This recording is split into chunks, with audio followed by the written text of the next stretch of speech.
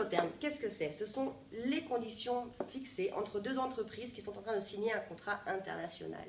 Elles déterminent les obligations et les conditions du vendeur, l'exportateur, et de l'acheteur, l'importateur, dans le cadre d'un contrat de vente international. Les plus employés sont les suivants. Le premier, ex-work, c'est-à-dire que la vente se fait dans l'entrepôt de l'exportateur, ce qui veut dire que l'importateur doit se charger de tout le transport jusqu'à son propre entrepôt. Le deuxième, le plus utilisé, FOB, Free on Board, franco à bord. Dans ce cas-là, la marchandise est livrée sur le navire désigné par l'acheteur.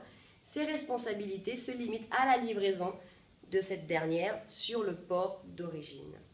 Le troisième, CIF, Cost, Insurance and Freight, ou bien assurance et frais.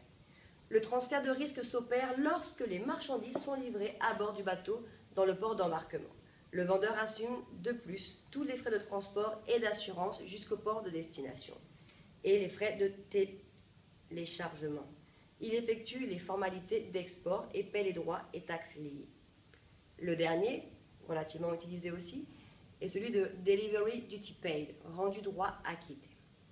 C'est-à-dire que donc on effectue tout le procédé jusqu'à l'entrepôt de notre client en destination. La marchandise est livrée au lieu de destination, prête à être déchargée, alors que le vendeur a effectué le dédouanement à l'export et à l'import et a été acquitté des droits de douane liés à cette opération.